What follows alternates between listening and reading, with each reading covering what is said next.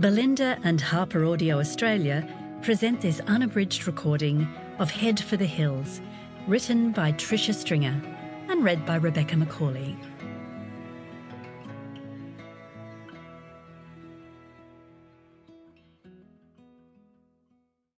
For my Stringgutter family, Jared, Alexandra and Lawrence. 1. It was the coldest of days. One of those Adelaide Hills winter mornings when the damp infiltrated from the outside and the chill permeated deep inside your bones. It hadn't stopped the good people of Jesserton from gathering in the Lutheran church for the funeral of Gunter Brost. The service had been short, after which his two sons had stood at the door as people had departed and stiffly thanked them for their attendance.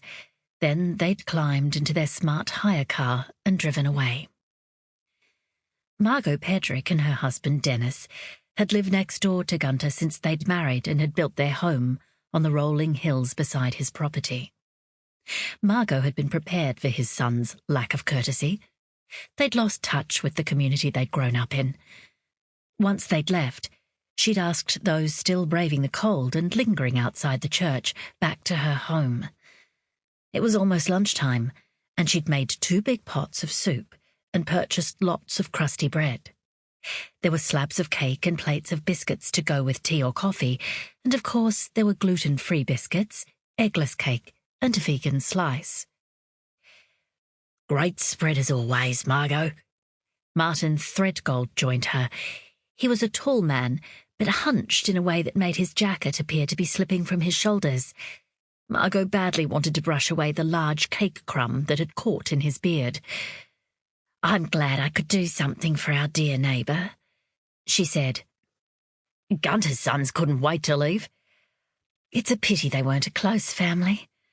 I heard they emptied his cottage into a skip, locked the door, and planned to never return." She'd heard that rumour too. "That's not quite true. And the for sale sign has gone up already." Margot frowned. "When did... Poor Gunter's not even in the ground, and they can't wait to get their hands on his assets." "What for sale sign?" Gunter's driveway was at the end of their no-through road that ran past the Pedricks' front gate. "I haven't seen one." "There's one on the other side of his property that faces one of our holiday rentals. Lot more traffic that way. I reckon it must have gone up while we were paying our respects in the church. Those sons of his couldn't even wait for the dust to settle." Martin's wife, Anne, joined them, and to Margot's relief, brushed at the crumbs in Martin's beard, then began to discuss the large turnout they'd had at the church, and who'd been missing, and why. "It was wonderful of the mayor to come," Anne said. Martin snorted. "Esther Chalinsky never misses an opportunity to be seen." "She was acknowledging Gunter's contribution to our community." Anne shook her head at her husband. "She knows how much he'll be missed. And at least she's keeping Gunter's lawyer man company." Margot glanced at Esther, who was indeed engaged in deep conversation with Elvin Wagner, a tall man in a very expensive suit, who her sister had introduced to her as Gunter's executor. Others joined them, and Margot eased away. She wanted to tell her husband about the for sale sign, but as she moved around a group of people, she saw that Dennis was ensconced at the bar. He'd put some wine aside for those who preferred it, and was now propped there with several blokes, each with a glass of red in their hands. Margot veered off and plucked a plate of gluten-free biscuits and one of cake from the table. They'd talk as soon as everyone had left. As sad as it was that Gunter was gone, this was the opportunity she and Dennis had been waiting for.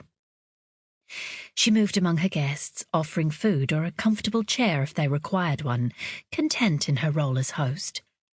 At times like this, she was glad she'd insisted on a large entertaining space when they'd extended and enclosed the back veranda. It was perfect for this occasion, and the many other gatherings that had taken place in it since their children had been teenagers. Sample complete.